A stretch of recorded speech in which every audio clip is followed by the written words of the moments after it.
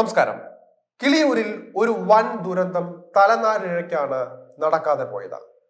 അച്ഛനെ കൊലപ്പെടുത്തിയ കേസിലെ പ്രതിയായ പ്രജിൻ എന്ന സൂപ്പർ സൈക്കോ ലക്ഷ്യമിട്ടത് 5 പേരെയായിരുന്നു. അച്ഛനെയും അമ്മയെയും സഹോദരിയെയും വകവരുത്തുകയായിരുന്നു ലക്ഷ്യം. സഹോദരി ഭർത്താവും ഈ ഒരു ലിസ്റ്റിൽ പെടുന്നുണ്ട്.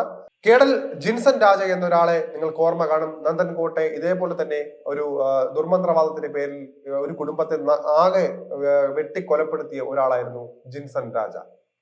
അയാൾ പ്രകടിപ്പിച്ച അതേ സൈക്കോ മനോഭാവമാണ് പ്രജിനിലും ഉള്ളത് എന്നാണ് പറയപ്പെടുന്നത്.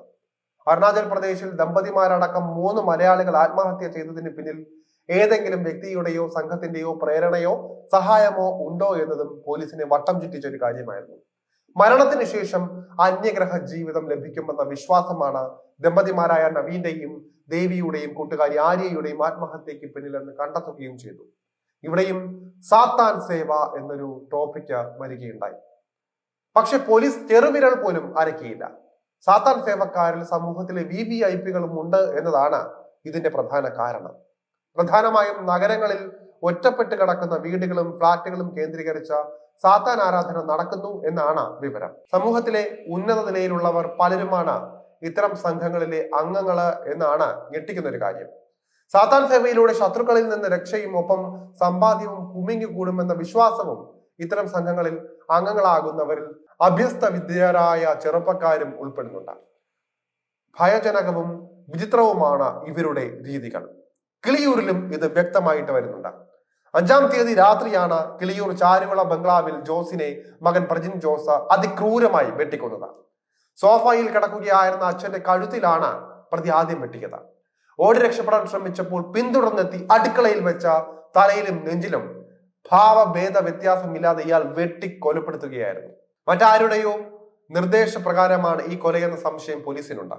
പ്രജന് ദുർമന്ത്രവാദവുമായി ബന്ധമുണ്ട് എന്നാണ് ബന്ധുക്കളുടെ സംശയമെന്നും പറയുന്നുണ്ട്. പ്രജനെ ഭയന്നാണ് മാതാപിതാക്കൾ വീട്ടിൽ കഴിഞ്ഞിരുന്നത് എന്നും എന്തെങ്കിലും ചോദിച്ചാൽ ഇവരെ മർദ്ദിക്കുന്നത് പതിവായിരുന്നുവെന്നും ബന്ധുക്കൾ പറയുകയാണ്.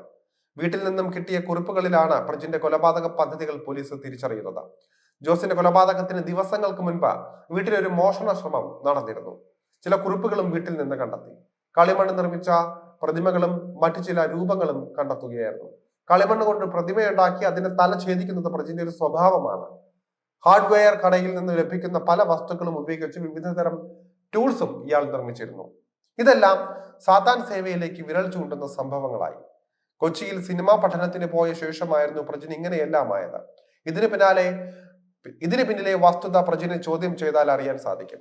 കേരളത്തിൽ സാത്താൻ സേവ വിശ്വാസികളെ ഒന്നിച്ചു ചേർത്ത മാസ് പ്രയർ നടത്താൻ പോകുന്നുവെന്ന റിപ്പോർട്ടുകൾ നേരത്തെ ഉണ്ടായിരുന്നു.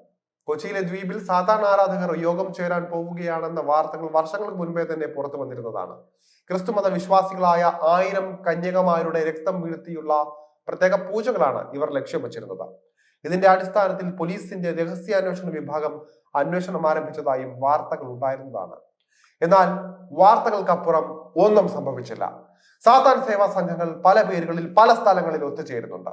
ഇവരെ തമ്മിൽ ബന്ധിപ്പിക്കുന്ന വാട്സപ്പ് ഗ്രൂപ്പുകളും ഇന്ന് സജീവമാണ്. കൊച്ചി കേന്ദ്രീകരിച്ചുള്ള പ്രധാന സംഘമാണ് സാത്താൻ സേവ വിശ്വാസികളെ ഒരുമിച്ച് ചേർത്ത് പ്രാർത്ഥന നടത്തുന്നതെന്നും റിപ്പോർട്ടുകളിൽ തെളിഞ്ഞതാണ്. ദൈവം, പിശാച്, ആത്മാവ്, സ്വർഗം, നരകം, മനുഷ്യന്റെ അറിവിനും ബോധ്യത്തിനും അപ്പുറമുള്ള ഇത്തരം വിഷയങ്ങളെ അവർ അടങ്ങാത്ത അത്ഭുതത്തോടെ, അതിലുപരി ഭയത്തോടെയാണ് കണ്ടിരുന്നത്.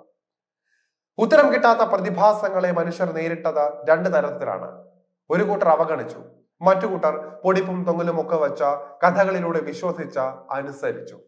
വിദേശികളടക്കം പങ്കെടുക്കുന്ന ഇത്തരം സാത്താൻ സേവകൾ പലപ്പോഴും സ്പോൺസർ ചെയ്യുന്നത് ലഹരി മാഫിയകളാണ്.